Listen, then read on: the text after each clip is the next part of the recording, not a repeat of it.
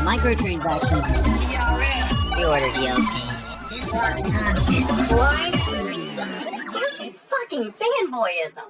NBA 2K 20. MyTEAM. So, you probably heard about this because gamer Rant has been living under a rock for a week. Playing video game. Mr. Cash Nasty. I think I can get why he calls himself nasty. There's nothing more nasty than willfully promoting microtransactions as opposed to the whole, it makes it look more like gambling. You know, to me, it really wouldn't matter if it did or not.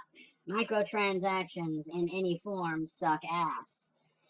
Anyone that lays claim that they are a gamer, especially a fan of any kind of sports game, and you buy microtransactions or are willing to support them in any facet that thereof, yeah, you completely lack any kind of capacity to even call yourself a fan of said sports. You're actually the disgrace as a gamer and as a supposed fan of said sports. That's just disgusting within of itself. But don't take my word for it. Take the trailer's word for it. Alright, man, here we go, man.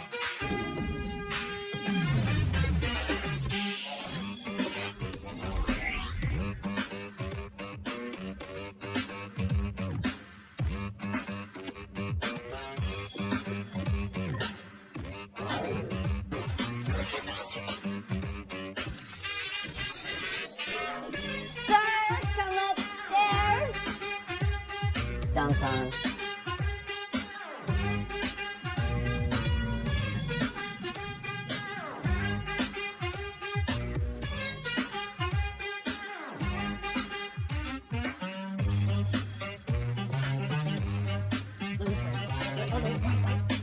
No. Yes. Not gonna look. Oh, yes!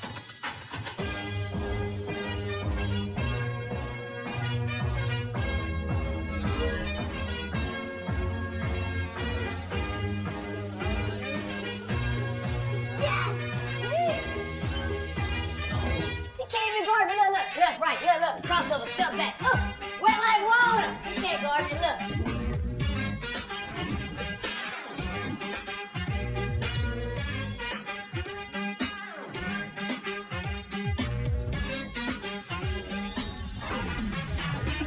We got him. Everybody, give it!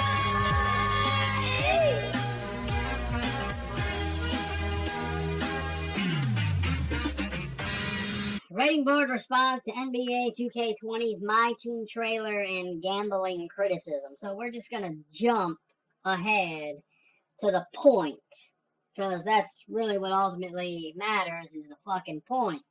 Although Peggy isn't applying the gambling rating to NBA 2K20 just yet, the statement suggests it may do so after seeing the final game. If it does apply the descriptor NBA, would lose its Peggy 3 rating in Europe. It would be interesting to see if the ESRB follows suits in the US. It launches September 6th for PlayStation 4, Nintendo Switch, Xbox One, and PC.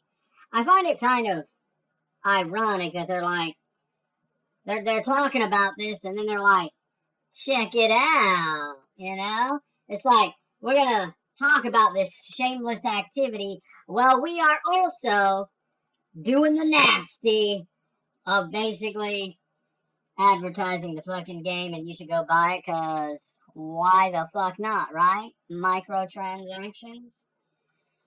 Oh, man. I get so sick and tired of talking about microtransactions on this channel, but c'est la vie. It's shameful to see a supposed gamer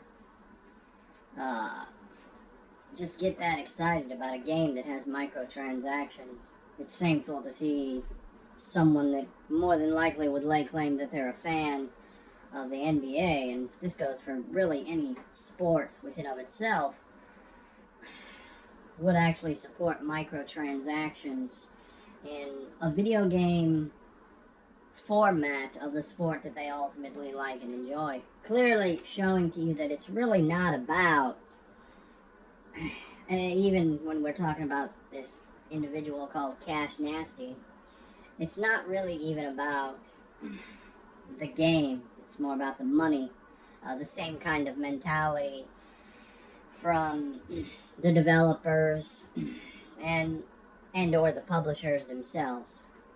And I think that's what's really distasteful about this whole situation. But, you know, there used to be a moment in gaming where the worst thing that gamers worried about was basically whether or not the game that they enjoyed, the franchise that they enjoyed, was going to release maybe a sequel to a game. Maybe the developer that they enjoyed, whether or not they were going to release a game in general. Maybe they were going to release a sequel to a game that they enjoyed, a franchise that they enjoyed. Whether or not they're going to be able to beat the next Mario game and whatnot.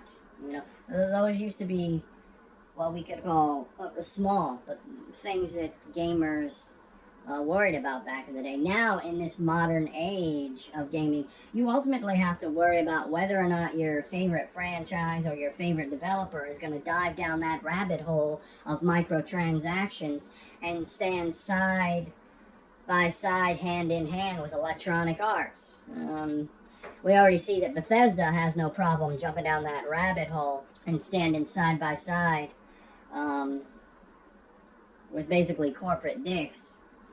And I think that's what a lot of people ultimately fail to really see, is that, yes, you know, I sit here and I talk about the specific franchises, such as, you know, like Mortal Kombat,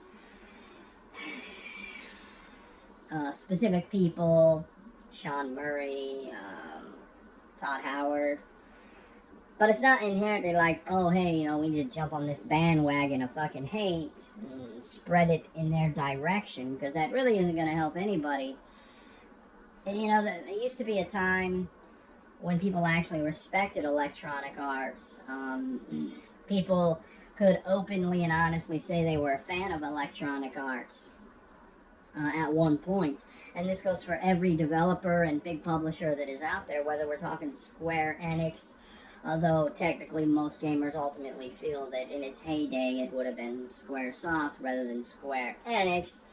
But that's for a completely different video within of itself. I think you just get the gist of this. Is that, you know, there was a point in which most developers were seen with some kind of admiration and respect.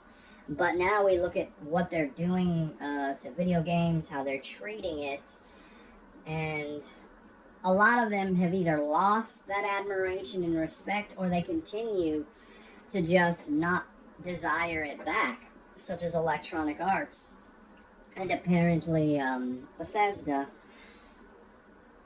You know, the difference, and this is something that I try to make mostly inherent, and this is what a lot of people fail to realize when it comes to whether I'm talking about a specific game and microtransactions, and, you know, this whole mentality of, well, if you don't like it, don't buy it. That's bullshit. It doesn't apply, because what you're failing to realize is how that's detrimental to the lifespan of the game.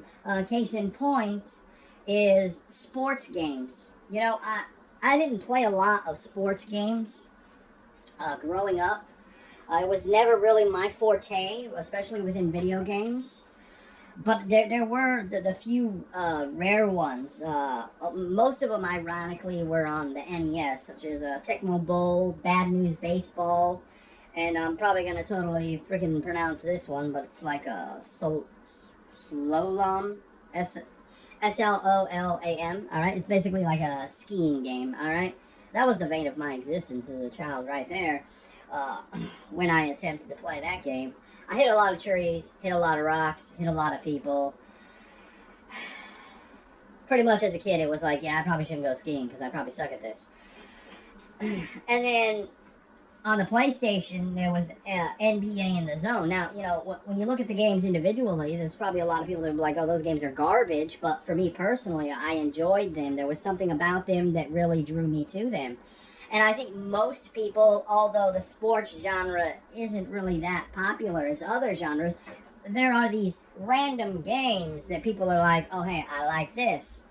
And, you know, the difference between the four games that I mentioned is that, you know, 60, 80 years from now, I'll still be able to play those completely.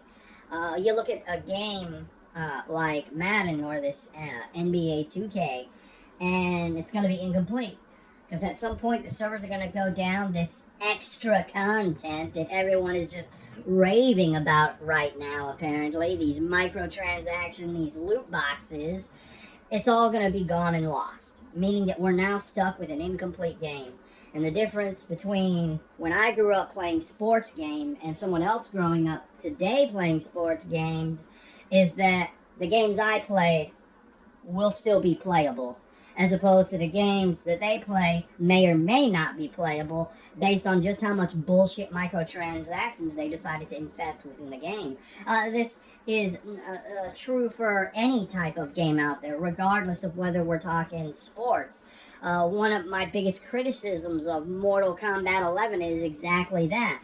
It's literally an always online game for in-game rewards, and yet a lot of the people that defend it just because they say it has the best fighting mechanic, it's like, who cares? It's still a dog shit game, because when I compare it to older Mortal Kombat games, that is the inherent difference, is that 60, 80 years from now, if my old geezer ass is still alive, I'll be able to put in older Mortal Kombat games and I'll be able to play them. Mortal Kombat 11, well, it's a may or may not. An incomplete, broken game. And that's one of the biggest problems when it comes to microtransactions for any genre of gaming that many gamers fail to realize and even rationalize. And that's one of the biggest points that I attempt to get across, is that, you know, this isn't just some individual on the internet who's irritated, mad, pissed off, occasionally using foul language and yelling to get his point across. It's about the future of gaming, the enjoyment of me growing up with a game, and I'm still able, even though the console is no longer supported, able to play that game in its fullness, in its completeness. That's why I inherently say that just about every sports game, every fighting game, every game in general that doesn't have microtransactions, hands down, is better than anything that they've come up with today, for that very basic reason, because it's going to be enjoyable for the generations to come. And that's what's really disheartening to see, is that a supposed gamer, a supposed NBA fan, would sit there and willfully support this load of shit. Because to me, it's just like, there is no passion from the aspect of a gamer or the aspect of a lover of the NBA. It's just some big YouTuber who, like the corporation, is more worried about the bottom dollar.